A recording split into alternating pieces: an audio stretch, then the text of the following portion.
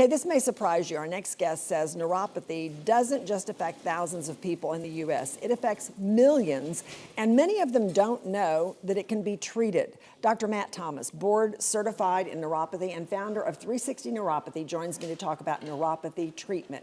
Hello, Dr. Thomas, and I'm so glad to have you here because you really do something very, very valuable for people. Well, thank you for having me, Jane. I Thanks for appreciate being it. here. Thanks. So can you talk about treatments that 360 Wellness provides for patients and how it's different from typical treatments for neuropathy? Absolutely.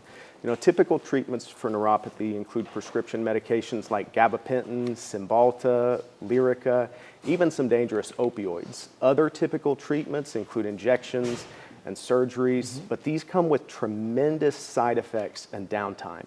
At 360 Wellness, we use FDA-cleared, non-surgical treatments to increase blood flow and repair the arteries and nerves that have been damaged. Okay, so how important in all of this is the patient evaluation to determine the severity of the neuropathy? I know you and I were chatting about this for a moment before we came on. Sure, and it is absolutely critical to catch this early because once someone reaches 85% sensory loss, it becomes very difficult to reverse the damage that's been done.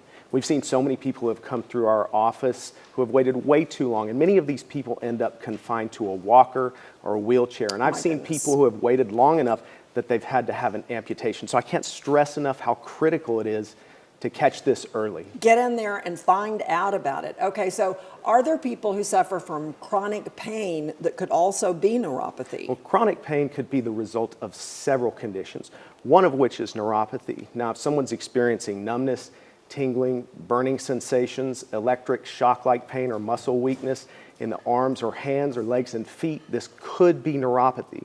Neuropathy typically starts off slowly and then builds up over time as it gets worse. And it's a result of several different things can cause neuropathy, right? Absolutely. There are more than 100 causes of neuropathy. I mean, you've got diabetic neuropathy, chemo-induced neuropathy, Agent Orange is a big one that we see coming through our doors for people who fought in Vietnam, and certain prescription medications can cause neuropathy as well. And you said the key is to find out early, because you said in most cases, if you find out early enough, there is something that can be done. Just don't let it go. Absolutely, but if you let it go and you medicate it, then it ends up in a bad way. Okay.